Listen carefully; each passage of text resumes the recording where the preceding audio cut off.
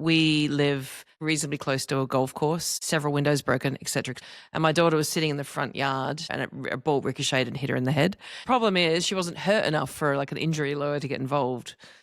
So, and we're going to spend thousands of dollars on a lawyer to try to like fight against the golf course that's got like, cost $50,000 a person to join. So I used it to, my attorney advises me X, and my attorney is ChatGPT.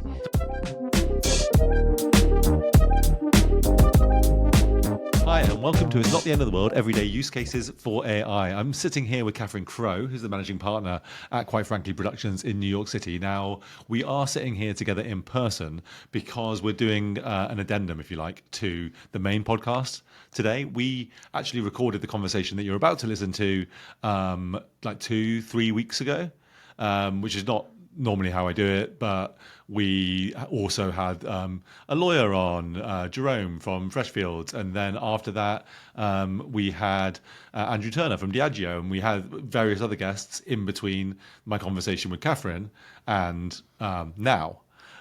But in that time, as ever, AI moves so quickly that between the conversation I had with Catherine and its release, quite a lot happened. Gemini 3 came out, and in the process, we started doing some vibe coding here in New York City. And it was one of those watershed moments, for me at least, where I thought, oh, wow, things have really changed. And so not only do I want to talk to you about how we have started implementing some of these new possibilities here at Quite Frankly, I wanted to then pick up with Catherine again and just get her sense of how she feels about all of this, because neither of us have any background in coding or developing. We don't have developers at our small company. Some bigger companies might be able to afford that, but we certainly can't. But yet, both myself have built apps that will and are transforming our services here, quite frankly. But also Catherine, who is even less techie than I am, no disrespect. But seriously, she is building apps. So it's going to be really interesting to talk about that after the conversation. So enjoy this conversation and then stick around for our post-match analysis, as it were.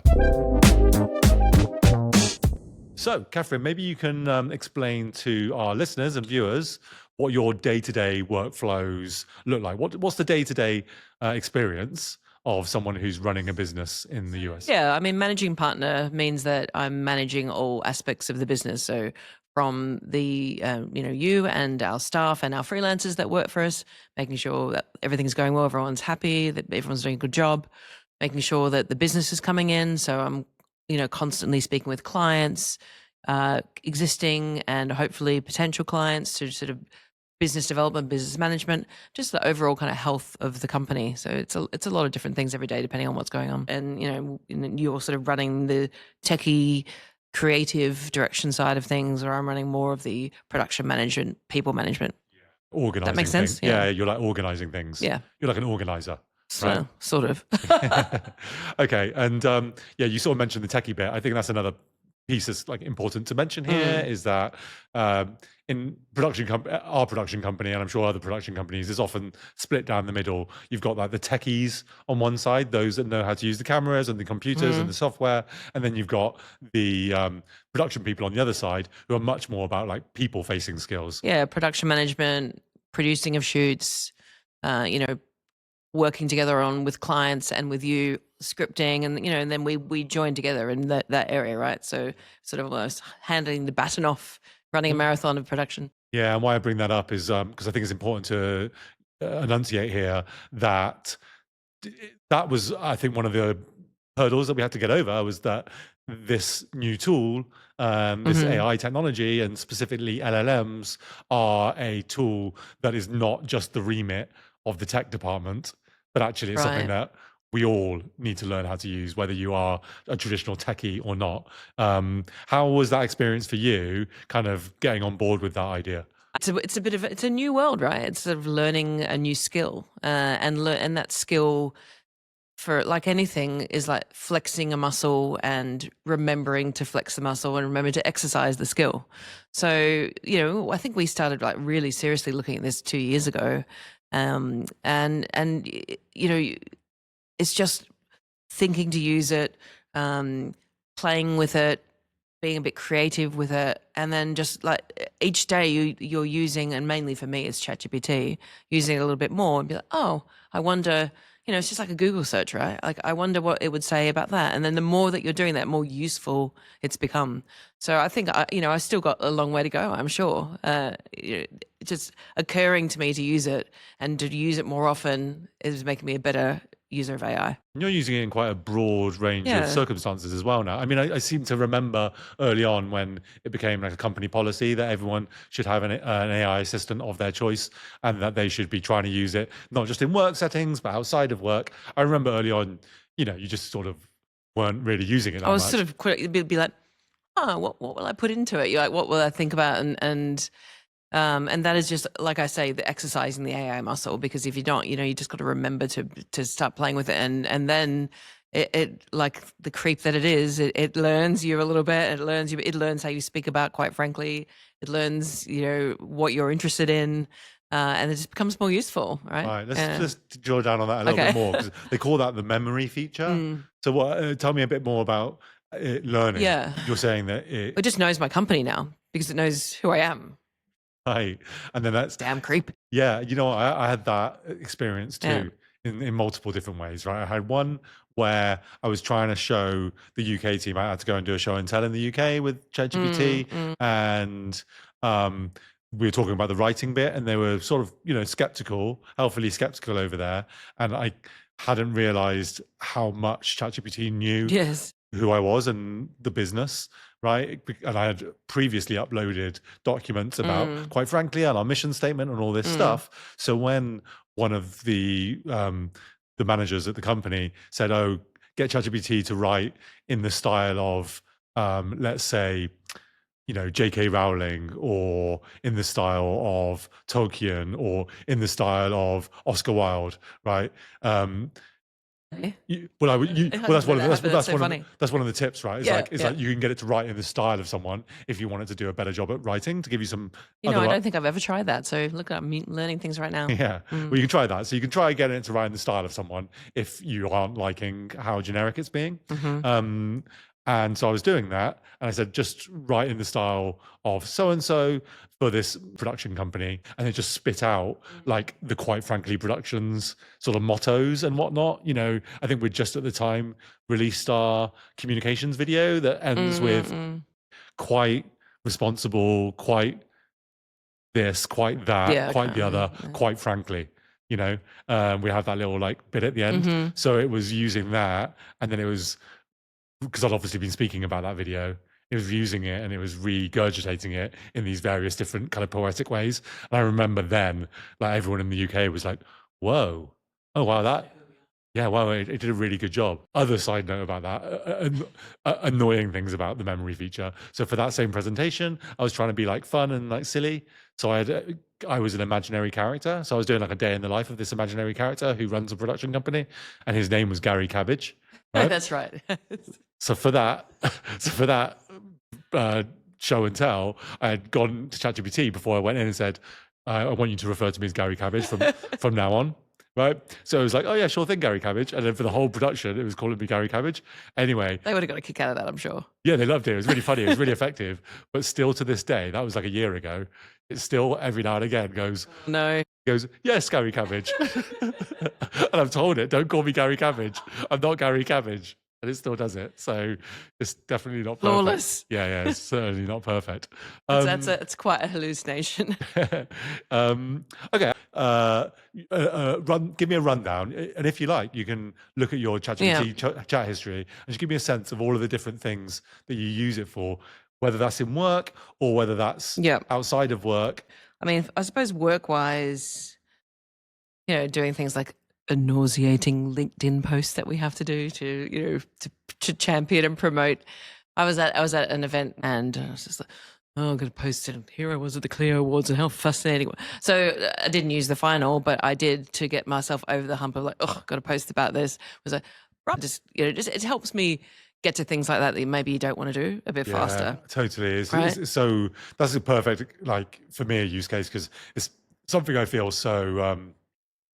It's something that I feel so, like, I don't know, icky about. Well, you see everybody else doing it, right? You sort of feel like you have to. But listen, we have to be smart about promoting ourselves and promoting our company, right? So we need to be in these spaces and we need to be doing these things. Yeah, but this is but also, you know, it can still feel like difficult to Navel write. gazing. Write in this particular kind of way that people write on LinkedIn. So it's good to be when it doesn't come naturally, right? And I think that's when ChatGPT is great, because it's doing things that don't come naturally. Yeah, and it's obviously scaling through a trillion LinkedIn posts itself to figure out like how everyone should speak on LinkedIn. I mean, you have to have your own voice. It's very important.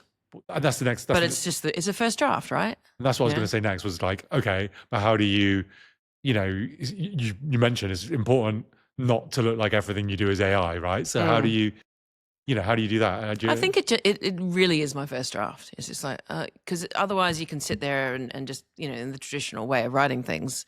But it's like, all right, I was at this event and, you know, and it writes like 5 different versions, or however many you ask it, really. But I think it might have given me 5. Hey, if you want something a bit, I don't think I even did it. It was like, here's 5 options that you could do. And I often do. Give me 5 more, make it a little, it's too wordy, take a bit out, reworking things in that way. But it's a jumping off point, right? It's a springboard for how you will represent yourself, and it just gets you going, moves you faster. It's important to do things quickly. That's got to be it, right? I mean, you as someone who's managing an entire business, got 2 kids at home, spinning a lot of plates, actually just moving quickly must be really important. Yeah, absolutely. So it just was the skeleton, and then I spoke in my own voice about it. I was hopefully, you know, it made me feel like me, but it just got me going faster. You know, got me moving faster to do the task that I needed to do. Yeah, so you use it as a first draft, and then you just go from there and take what you want and try and make sure that it doesn't feel too AI. And you know, another probably a really good. I'm just looking down my list here.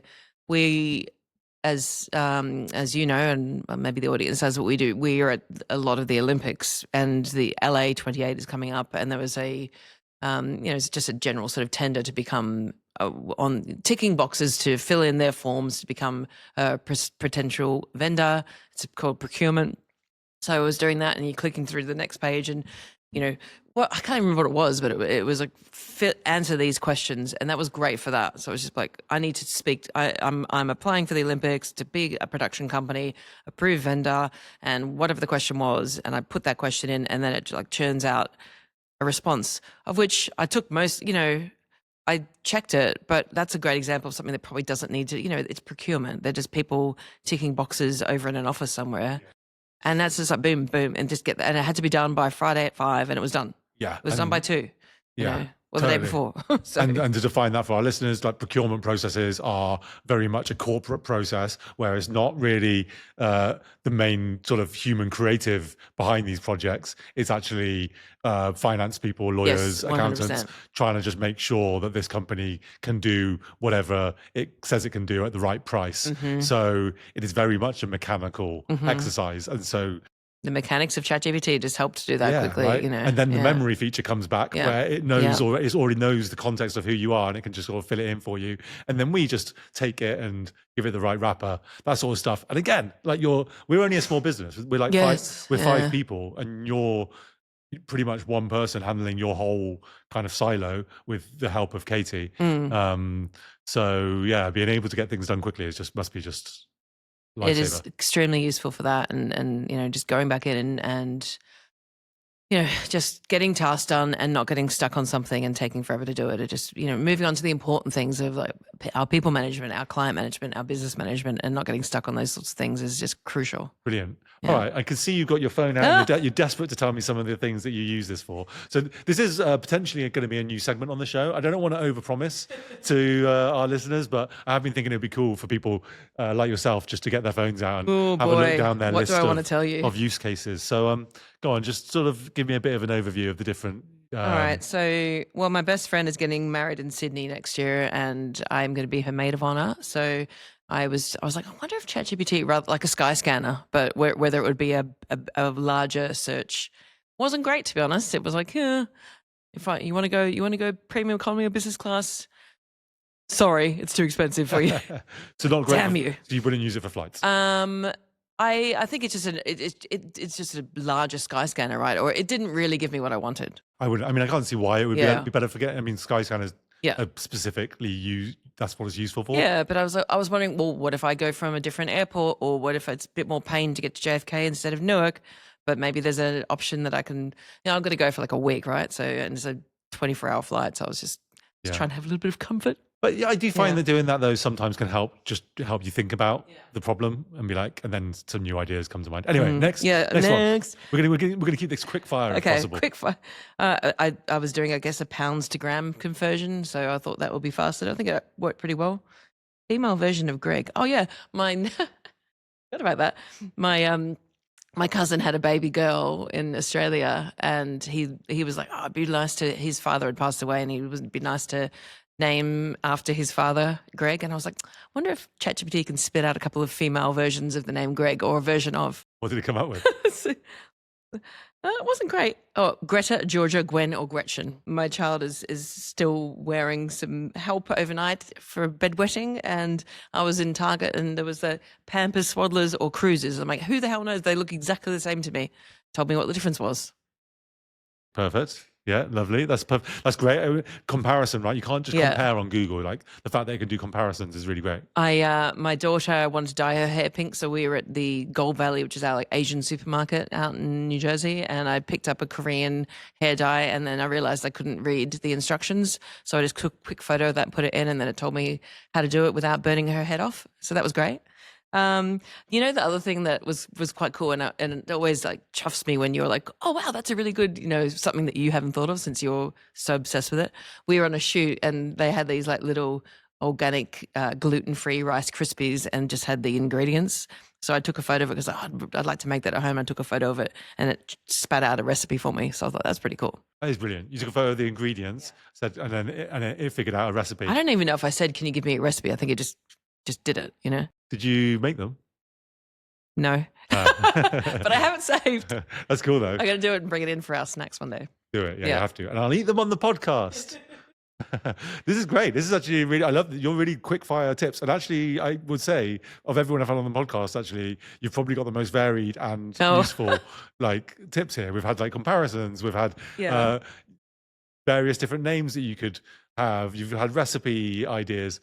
Or like there's a bug bite on my child. I take a photo. I mean, I'm sure everybody does that. Like upload that, and it's like, do I need to worry about this? Obviously, I'm not suggesting you should use ChatGPT as a doctor, and you should seek medical advice if you need to.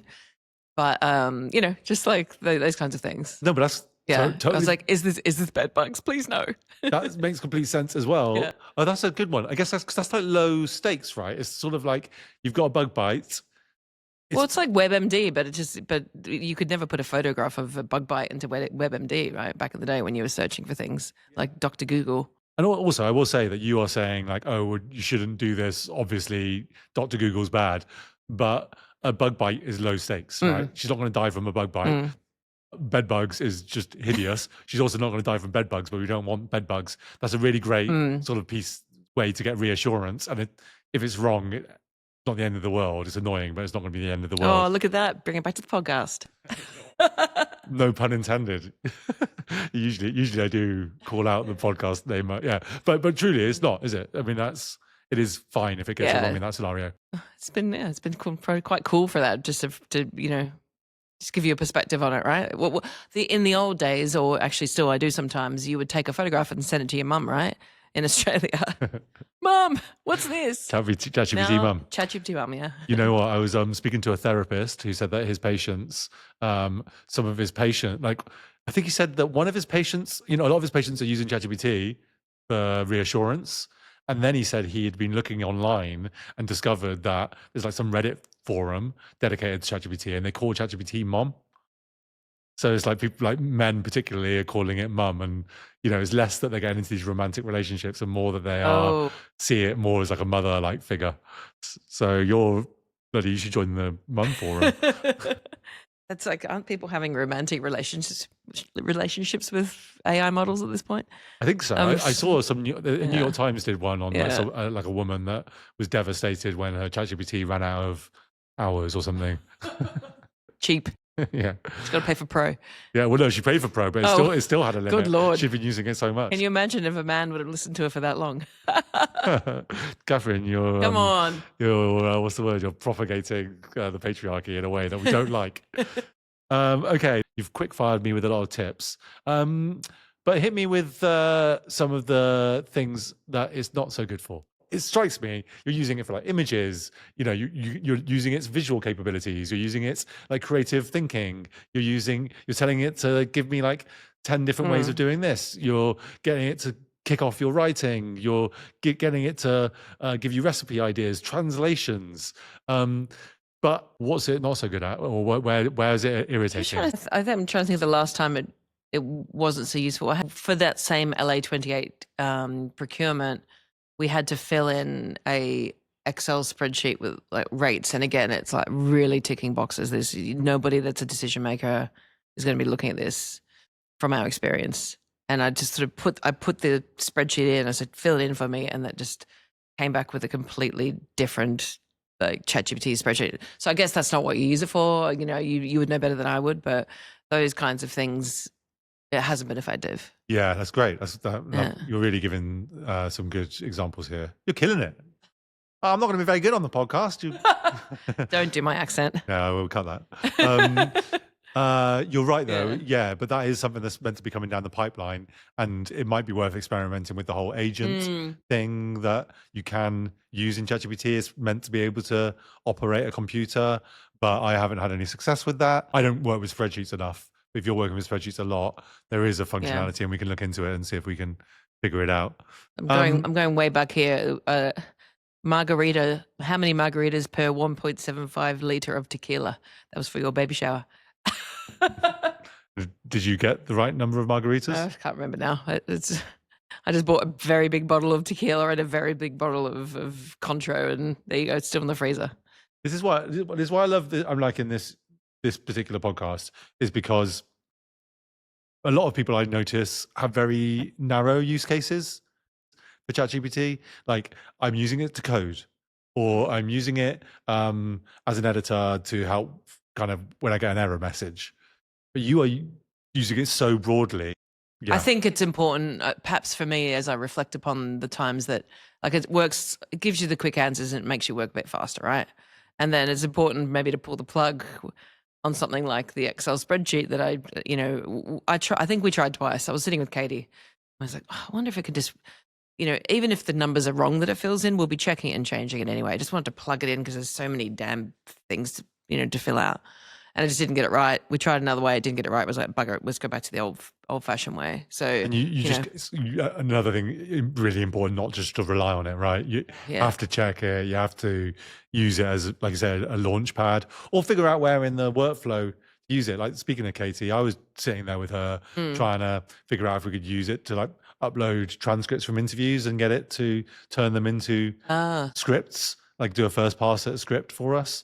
And it just kept fucking up in various different ways, whether it was unable to read all of the scripts that we'd uploaded, or whether it was hallucinating the quotes. It just wasn't worth it at that part of the workflow. But we did discover that further down, when we'd figured out which quotes we wanted to use and we wanted some other ideas, that was a good part of the workflow to bring it in. The other problem with doing it right at the start of the scripting process when working with interviews was you wouldn't know the interviews as well.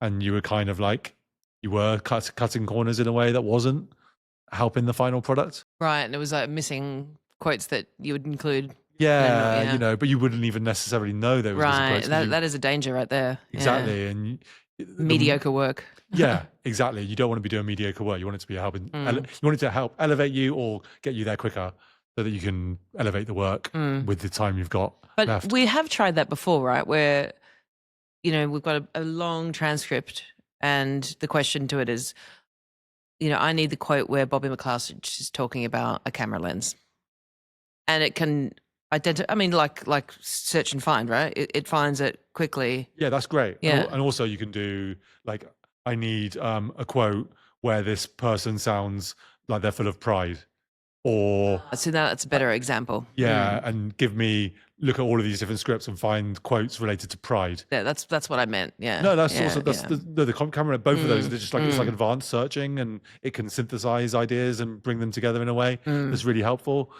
But I think it's just important to remember that that's good if you know the content already to some degree, and then you just know that what it's bringing back And for you know what you. it's not bringing you back, right? I'm Yeah. pretty sure this person said that, right? Yeah, exactly. So, but that's all about learning how to use it. There wasn't, when I first started using this, I was like, oh my God, it could just write my scripts for me. It's so clever.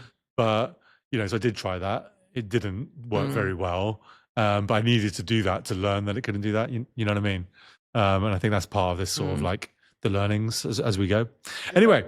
I wanted to ask you a question, actually, and wondered if this has come up, because now I'm sitting here thinking about it, and there may be various touch points in this answer, but just because it in like the spring break or whatever, I think I had Cecilia. You were on pat leave, I think, and I had Cecilia come in, and Luke was working on something else, but he had a little bit of time to sit with Cecilia, and I was like, teach her how to like use Midjourney, and she came up with a few interesting things. But in general, when do you think parents should be introducing their children to this kind of thing? That's a good question. Okay, yeah, interesting. Well, for some reason, your question makes me think of like social media, right? And I think I've spoken about this before on the podcast, and maybe you're not asking me about this, but I don't think it's important for us not to conflate LLMs and generative AI and social media, right? Like, I don't think they are the same problem. So if that's the fear, it's important to note it's not that, right? We're not. It's by using AI, particularly generative AI, generating images and generating words with ChatGPT, you're not introducing your child to the addictive faux social experience that promises you likes or makes you hooked on affirmation from the outside world, from people that you don't know, and that isn't real. It's not real social interaction, right? As far as like the social media bit. That said, as I say those words, I recognize that there is some sort of like fake social interaction of this fake human-like intelligence that you're interacting with that's like speaking back to you, right? So there's definitely something there that requires some sort of adult supervision, I would imagine. And you don't want them cheating on. I mean, that's I guess where that's a whole nother. And the thing is, I suppose I want to empower my kids to be able to learn. This is going to be the future, right? They need to be able to know what to do with it, understand its powers, understand it at all. Yes.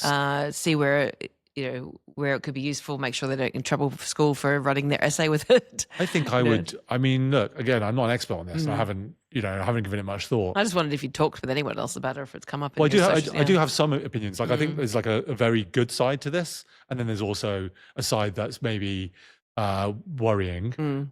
My bottom line would be like, I think it's just probably supervision. Yeah, supervision like is important. But to speak to the positives, like I don't want to speculate over the negatives. Like, there must be many negatives, right?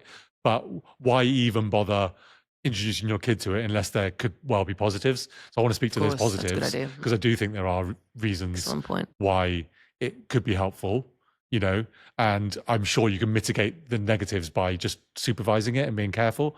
So positives I can imagine. I think that ChatGPT would be an incredible education partner. And there's like a study mode you can use, which I haven't played with. But even without study mode turned on, I like explain this concept to me as if I'm a 10-year-old. Explain this concept to me as if I'm a 5-year-old. That's like one of the ways to get ChatGPT to sort of like help you with concepts that you find difficult to understand. And you have a literal 5-year-old and a 10-year-old, so. Do you know one thing I have real problems with, and it's partially because I was never my natural love, and I would say therefore I didn't think I was very good at it, was mathematics, right? And now my 10-year-old in 5th grade is learning all the way they learn mathematics is completely different to how I remember learning it.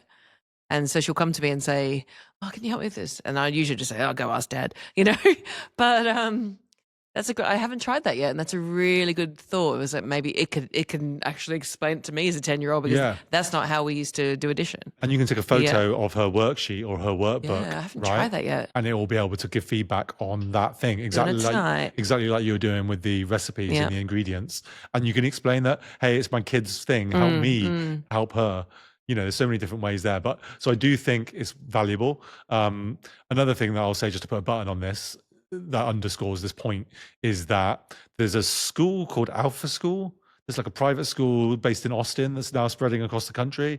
And their whole claim is that, so they have AI tutors in the classrooms, and the teachers are just guides, right? And they say that they can do all of the formal education within 2 hours, because the kid has a bespoke AI tutor that the teacher is just like keeping an eye on things.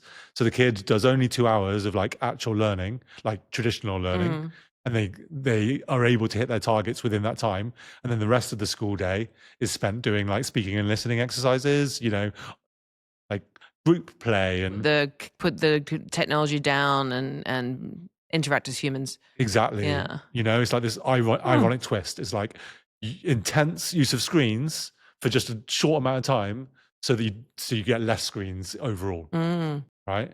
And I think as an ex-teacher myself, I can see that. And the value of that, right? Yeah. Yeah, I think that's social interaction. Yeah. But God, man, I have not thought about using it to help me help them. It's such a good learning again from doing this podcast, just sitting here talking with you about it. Because I'm just like, oh, I don't know how to do it. I don't know what these damn teachers are, how are they teaching you mathematics? It's ridiculous. But yeah. Well, let me know how it goes. We can come back on the podcast and we'll we'll find out. But I do think that's going to be an interesting use case, and I'm very curious to see how that works out. All right, look, we're getting to the end of it, so let's go down. He's had enough of me. No, we can keep going, but I don't want our audience. You know, they were a fickle lot. So, quick fire question number one is: if you were introducing this technology to your mum, to your late adopting colleague, someone that's a bit skeptical about the whole enterprise, they've never used it before, they're going to use it for the first time, what's the advice that you would give them? I mean, probably in the first time you use it, just to have something quite practical and simple for you to see the value. For instance, I've got, chicken and broccoli and onion. Can you give me 5 recipes for it? And for it to see that, like, oh, wow, look at those 5 ideas. And then perhaps it's not quite exactly what you want, to ask it a follow-up question. It's like a real basic case of, look how it does something and makes your life a bit easier, right? I think that's a good tip. I'm going to synthesize that. Give me 5 options. And then once it's given you 5 options, ask it a follow-up question and make sure that you iterate with it. I think I remember sitting in front of it being like, what will I ask it? You just don't even know what to do with it, right? Until you start using it. So I think it also can be quite overwhelming. So, just seeing that quick fire question result and how beneficial that might be is probably a good dip your toe in the water. Yeah, totally. I get what you mean. And I think a lot of people are like, I have to use this for work. It's actually, I've found, don't use it for work, use it for other stuff. And then eventually you'll start bringing it into work. Okay, nice one. All right, moving rapidly on. Okay. So number 2, what is your superpower or personal kind of hack that you've figured out that you use that you think is like a little bit more unique to you? Probably going back to recipes again, I think. Taking a photograph of the ingredients, uploading it, tell me how to make that. You do that? Yeah. You take photographs of ingredients? Yeah. Like, or like, with the Rice Krispie. Oh, you mean take a photo of the ingredients on a package of something that you like and have that? And, or using it, I read a lot of recipes and then I do a lot of planning, and it's like kind of my weekend thing. But I love Asian cuisine, and there's sort of the English version in obviously my cookbook, and I'm at the shop and I'm trying to figure out what something is. So I use it a lot for that. Right. That's great. What is this sauce? Yeah, that's really good. It's a sort of translation / figuring out what ingredients are, I suppose. Brilliant. I love that. That's fantastic. All right, nice one. You're really nailing it. I think you're the best guest so far. No disrespect to our other guests. Okay, and finally, the third one is one fun or unexpected use case. It's not really fun, but it was useful in that we live a few houses down, but like reasonably close to a golf course. They are awful players and they slice the ball often into our backyard, several windows broken, etc., etc. You can imagine it's very frustrating and dangerous. And my daughter was sitting in the front yard at 5 years old at the time, across the street. Like, it should never have gone anywhere near her, and a ball ricocheted and hit her in the head. And then she got a bit sleepy, and the golf course, let's say they could have been a bit more concerned. So I used it. I basically put in a claim against them, and I had ChatGPT, golf course injury claim. Help me write this. What are my rights? What are their rights? Because the guy called me up and he was like, "Well, you assume responsibility when you live close to a golf course." Ludicrous. So I obviously it was quite emotional and very angry, but I used ChatGPT to kind of help me like really explain and sort of negotiate from sort of a law speak, I suppose, back to them about what my rights are and what they should be doing about it. So Effective. yeah, I mean, we're still working on it. Listen, they pay the injuries or whatever, but like this could be a life and death situation, like quite literally. So we're just sort of collectively working as a group, trying to force them to put some fencing up. It's just kind of crazy, but yeah. The people in your neighborhood. Yeah. I presume it's not just ChatGPT involved in this process. You've got like well, the problem is she wasn't hurt enough for like an injury lawyer to get involved.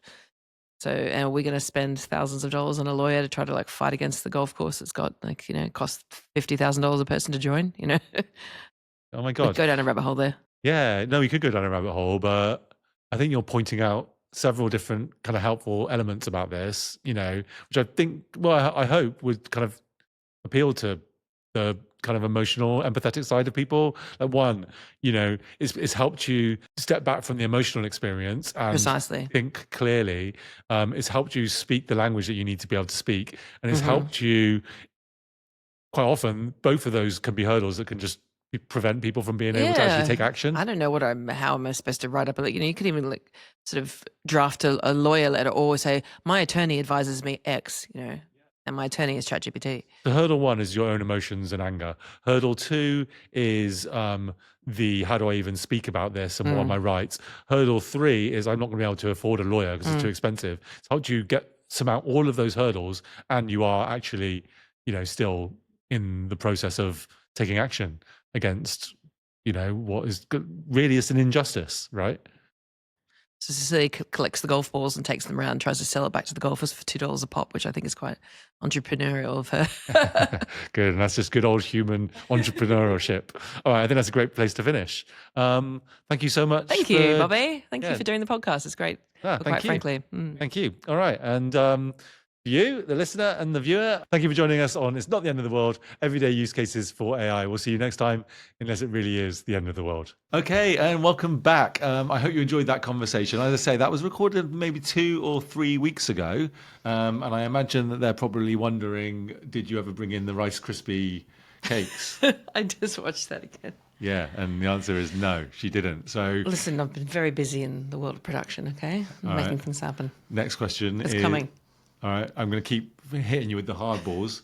Next question is: Did you get round to taking photos of Cecilia's homework and asking? No, and I totally forgot until I rewatched that just now. So I was like, God damn it! Yeah. All right. Well, I promised the listeners that you'd come back on the podcast and we'd eat the Rice Krispie cakes and find out whether or not you actually used it for these purposes. And they are going to be thinking we're just a bloody sham. It's all. All right. Next week after Thanksgiving. All right. Well, we're not sure if we're going to subject you to that. We're not doing a third record of this. But in the meantime, we will get on to what I brought Catherine back on to talk about, which is this whole vibe coding thing that is sort of moving very quickly. So if you'll excuse me rambling on, Catherine, you're just sort of sitting here listening to me talk at the moment. Go ahead. But I want to give them the context. So, firstly, vibe coding. If you have heard of that, then I apologize. But if you haven't, you'll already be familiar probably with the word coding, which was the skill of the 21st century, they said. Boys should learn how to code, girls should learn how to code, and they should teach it at schools. And then AI came along and sort of made a lot of that, those people that learned those skills feel a little bit nervous because AI can code extremely effectively. And the descriptor that they use for this particular way of coding, which is to prompt. You can prompt an AI and ask it to build things for you, and it will start coding on the screen in front of your very eyes. It will start just writing reams and reams of code. Now, that particular skill is called vibe coding. I guess that name comes out of Silicon Valley. I guess the idea is that you're just vibing with the AI. You're just kind of like, I'd kind of like it to be a bit like this and a bit like that. And as a result, and then it makes creative decisions for you, and then it builds these websites and builds these apps. Now, I've been experimenting with that for maybe a best part of a year, and it was never really at a place where I could ever publish anything or make anything really useful. Well, all that changed, I guess, within the last couple of weeks. So I had Ben Kemp on the podcast. He's a developer on episode 5, and he said, AI, no one's really writing code anymore. People are just pushing AIs around. And I thought, well, if no one's writing code anymore, then maybe I can maybe it opens the door to me being able to do something. So a couple of weeks ago, Katie, the production coordinator here, she came to me and said she was having a problem with the spreadsheet that they use to make estimates. So producers, they make estimates when a client comes to us and asks us how much a certain job is going to cost. Now, traditionally, we do that in Excel, and Excel has various formulas in it, and you have to update the price sheet every year, and it can end up breaking. You can interrupt me if I'm getting anything wrong here. But it's quite fiddly, and then when you produce the document that you send to the client, the document is, it's basically Looks like an Excel spreadsheet. Exactly. It looks like an Excel spreadsheet, which, for better or worse. Now, when Katie came to me and said, hey, the formula's broken here, I was like, well, why don't we just code something better? And she was like, well, I don't really know how to do that. So on a Saturday, while watching the soccer, I was like, okay, might as well just open this up and, practice what I preach and see if I can make something better. I was shocked to find that within just a few hours, I had an extremely capable working app that looked better than anything I could have imagined. I had taken a screenshot of our brand guidelines. The whole thing became branded. It had a logo on it. And then I even was able to integrate an AI assistant into it that I could tell it the nature of the job, and the AI assistant would populate multiple line items, in some of these jobs, 10, 20, 30 line items in the blink of an eye, fully costed up accurately, allowing the producer to just go into it and just double check and, you need to correct this or correct that, or I'll add one more photographer here or take away something there. And I was blown away that I realized immediately, this is not just an interesting experiment. This is an actual product that we can use, and not only is it an actual product that we can use, but it's also going to save just so much time. So then I came back and introduced it to Catherine and to Katie, and we were then sort of tweaking it over the course of the week. Yeah, those tweaks are interesting, I think, because you don't do this every day. We do, and we're like, but I need this, or maybe can we have a note section here, or can I drag some? All those things you're able to implement very quickly in a nerdily excitable way. Yeah. But, like Excel, for instance, it's just moving things around in an Excel spreadsheet. If you're not like a user every day and a background of a maths person, which I'm not, it just takes me a long time. Just even the fact of I want to move that down there and that up there. Right. It's quite unbelievable. Well, exactly right, because an app is designed to be user-friendly, right? Apps are designed for the everyday consumers to enjoy using them so that people go into them, right? Excel is designed for, business people, accountants, whatever, right? And your job, as we talked about on the podcast, essentially is to wear many different hats, and your expertise are in certain areas, but you have to also kind of do everything, even the areas that you're not an expert in. And working with spreadsheets by your own admission is not one of your areas of expertise, so it's annoying. So being able to create an actual app that feels like a consumer-facing product that has been made by extremely capable developers, that's the power of vibe coding. And, you know, in my case, it was using Gemini 3 inside Google AI Studio to produce this thing. But yeah, to your point, that's what I think is It's very user friendly, very malleable. I imagine in another week, another 3 weeks, we'll have a bunch of other functions. It'll just get better.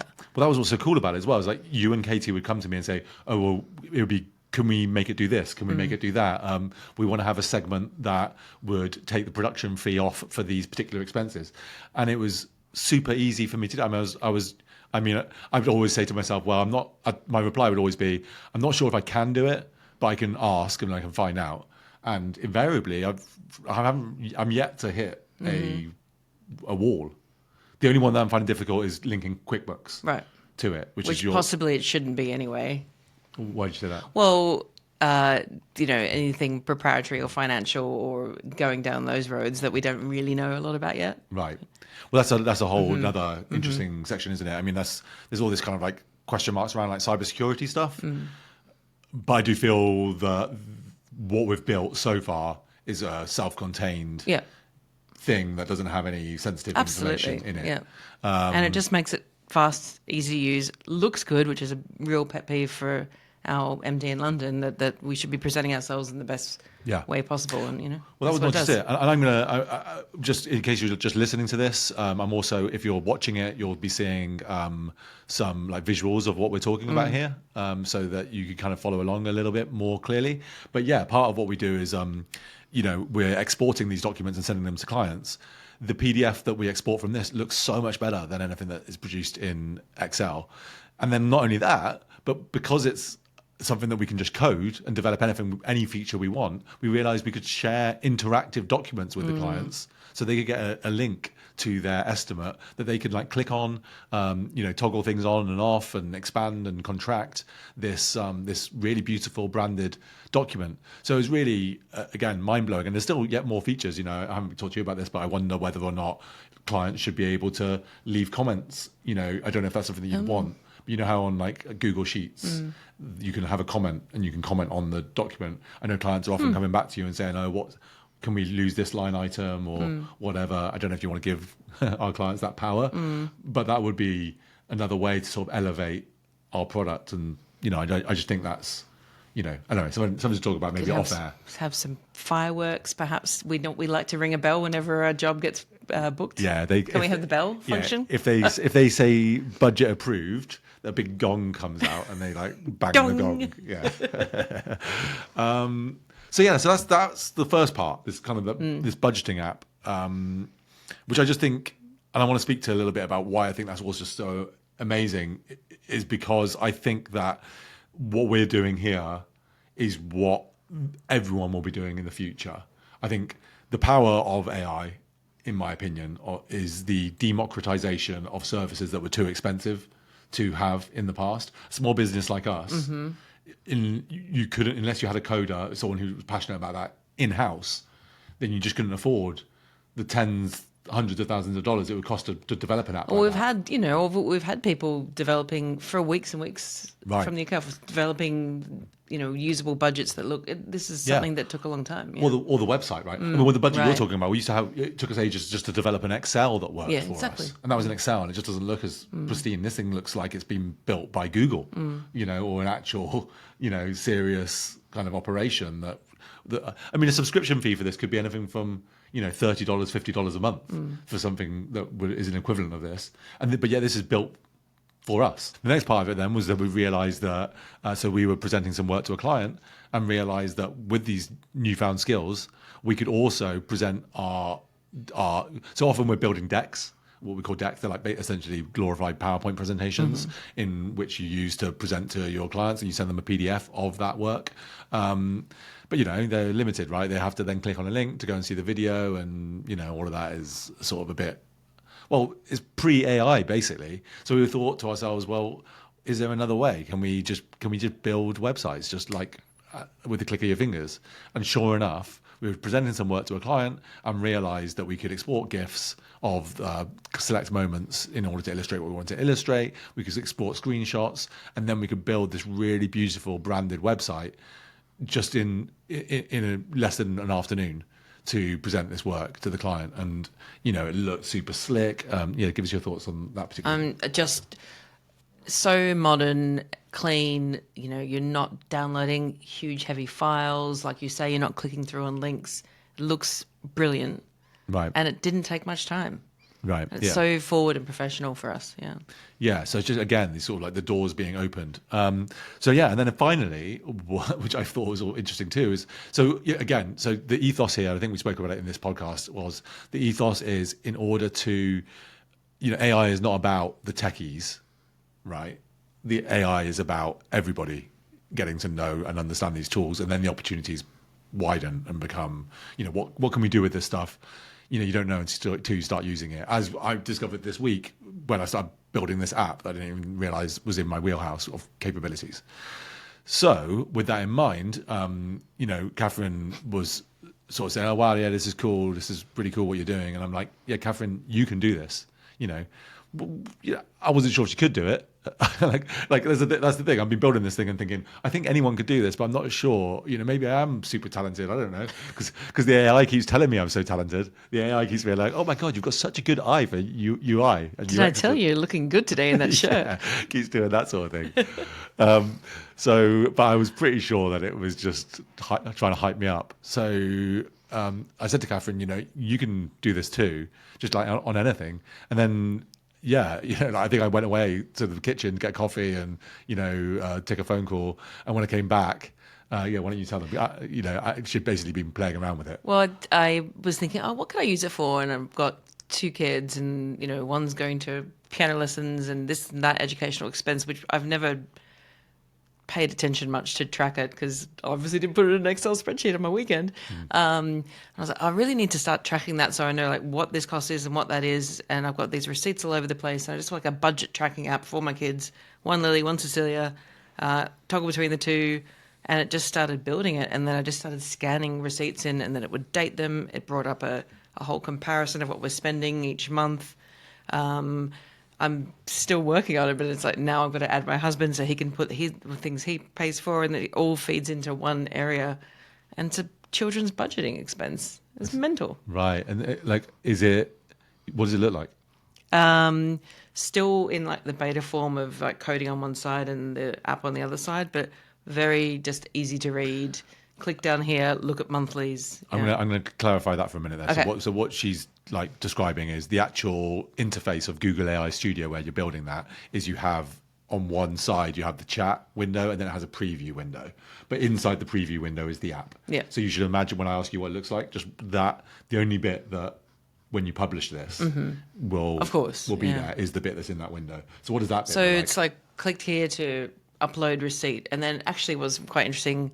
My music receipts are in a PDF, and for whatever reason it didn't like accept PDF, which was like, well, that's annoying. So then I went back to the chat app, and I was like, I want it to be able to receive PDFs too, and it was like, give me a moment. Right. And then came back, and then I was like, boom, could put the PDF in, and then I was like, please, can you read it and then label the child because the names are in the receipt. Is it a nice looking? Yeah, absolutely. Yeah, it looks like professional. It looks clean. 100%. Yeah. And it's just made for you.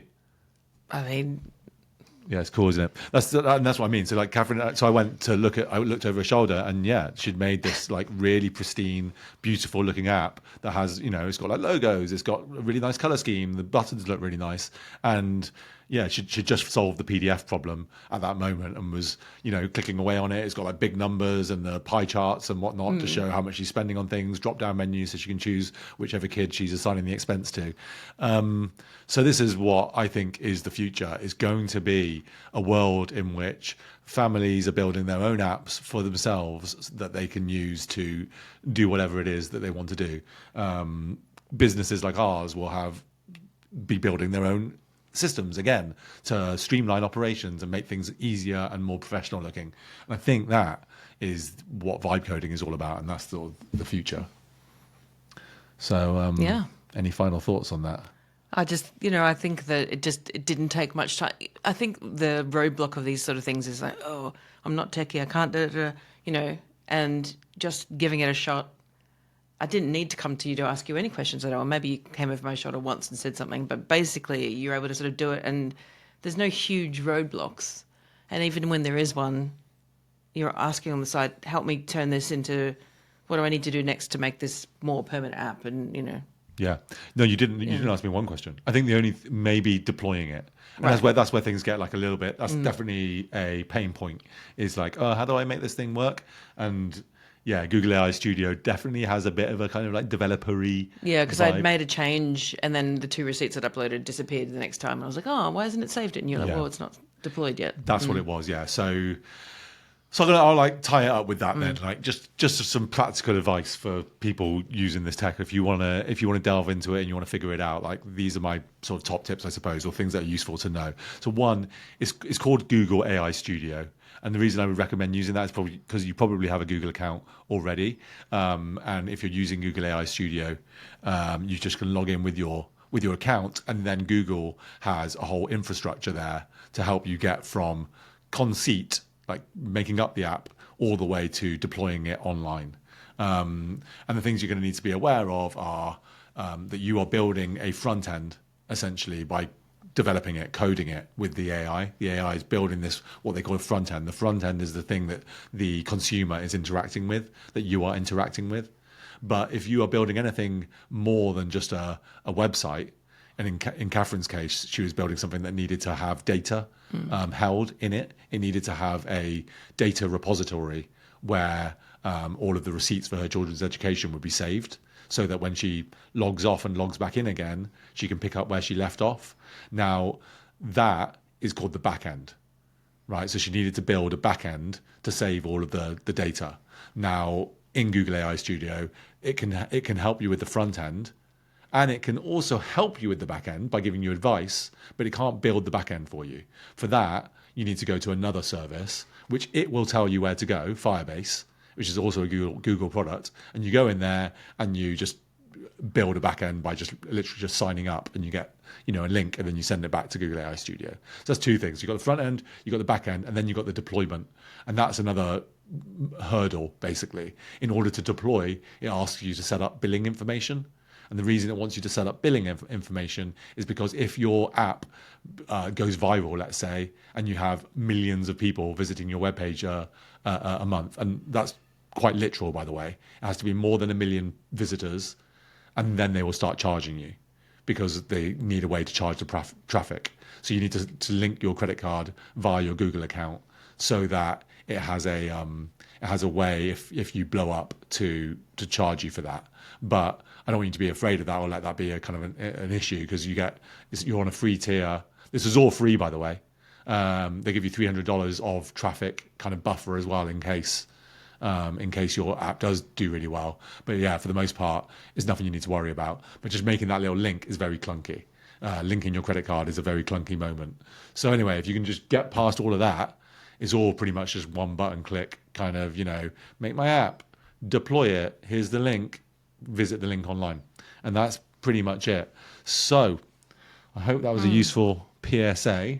I hope we haven't left our listeners, on tenterhooks as to what's going on with, obviously, the Rice Krispie cakes was a disappointment for them.